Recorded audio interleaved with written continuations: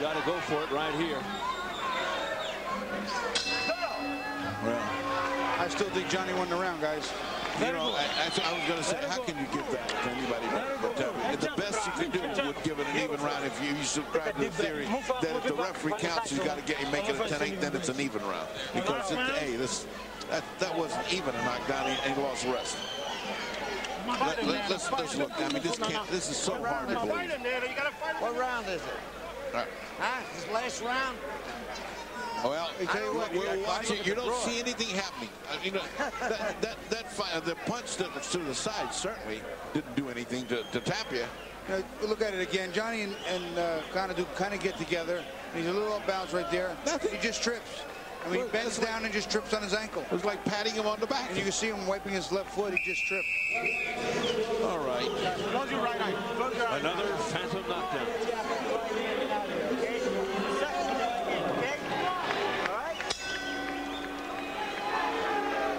All I did was run his shut. All right, now wind up except on Bobby's card. I left it there. They touched gloves for round 12. They just got their feet kind of tangled up there, and a little off-balance move, and Tapia went down. No punch. Why do referees do those things? Overreaction. Not just an overreaction, too. I think that sometimes their viewpoint doesn't give them what we have. And they have other things on their mind as well. We're just looking at the fight, scoring it when we have to. They're watching every other little thing. And sometimes they miss. Well, Konadu finally decides to come forth. Well, he obviously, as I said before, he's got to knock Tapia out to win this fight. It's he may have won that last round. That's the only round for Konadu. Well, I don't see how he could have won it. He lost the whole round, but that knockdown could have given him an even round, but that's it. Sometimes with a 10-8, if it's a clean knockdown, it goes to a 10-9 or a 9-8, but it's only 1 point. The knockdown is just the only part of the round you won, which I basically thought was the only thing Konadu would have won. To this point, that is the only controversy in this fight. Tapia just all over with a furious barrage. Then he just steps back and looks to do it again. His punches weren't that hard. Konadu should just whipped a couple up. You know, he was crouch covering. Just fire 2 or 3 big shots. Just swing a Hail Mary out there. Take a look and see what's happening.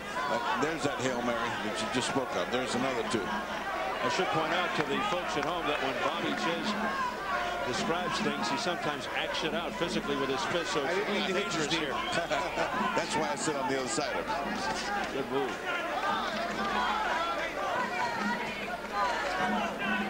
Again, Tapia, patient as always, moving. Oh, wow. Sidestepping, beautiful. Yeah. Fake out move by Tapia. I think he's fighting this one for the crowd. Under a minute remaining of the fight.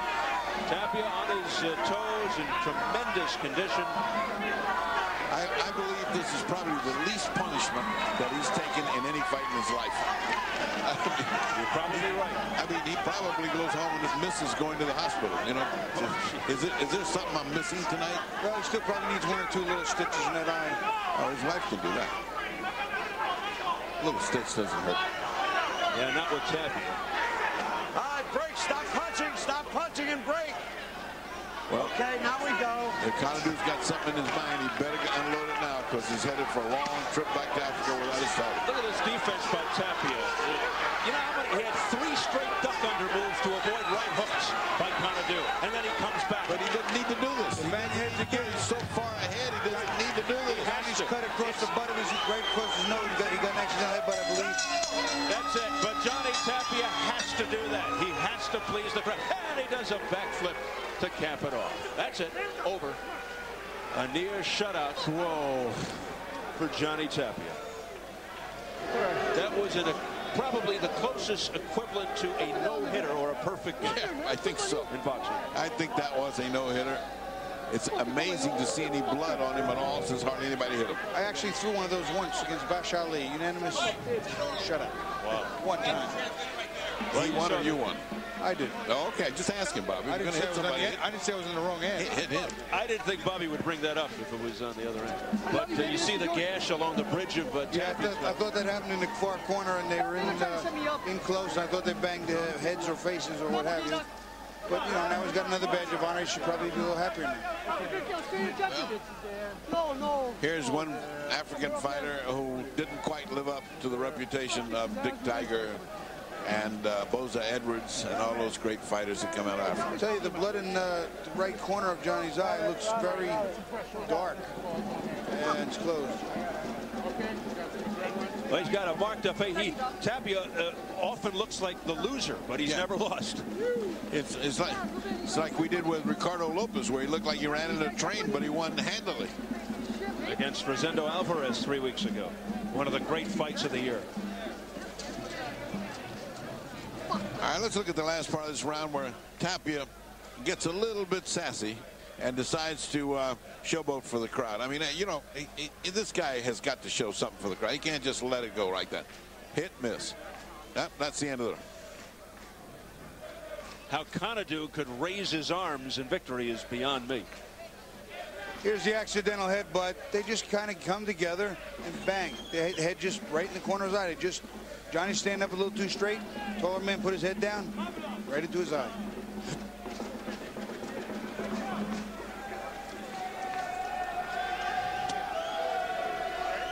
And with all those people standing there in the ring, not one person has slipped. That's unbelievable.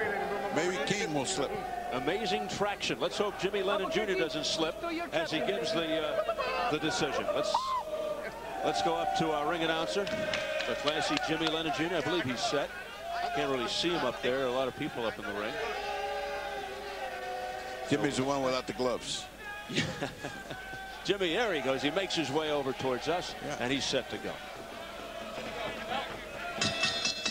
Ladies and gentlemen, after 12 rounds of action, we have a majority decision. Here are the score totals. What? Judge at ringside, Franco Priani, scores about 114 to 114, even a draw.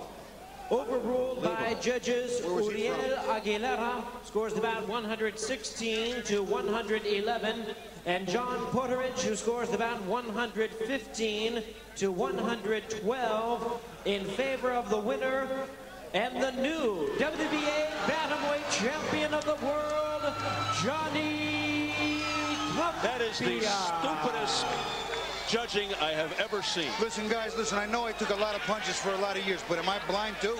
No. I mean, I may be a little punchy, but am I blind? Three of us can't be wrong. Oh, my God. It was Franco Priani, who is out of Italy, Lavoro, Italy, that had it 114, 114. They should take his license away. That's unbelievable. Awful. That's just plain awful. Now, I'm Italian and Polish, and I thought it was the Polish side they made fun of. Let's go to Jim Gray right now. Jim. All right, thank you very much, Steve. I am in the ring here with Nana, who just lost his championship. Michael is going to translate this for us once again.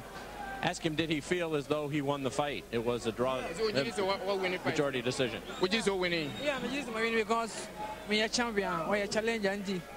You know that he has won the fight because he's the champion and he's the challenger. He's supposed to knock him down before. What makes him think he won the fight? It appeared as though he had no spark and really had no life or appetite to win tonight. I didn't know what you say. When we browse and come on more to Chonsa.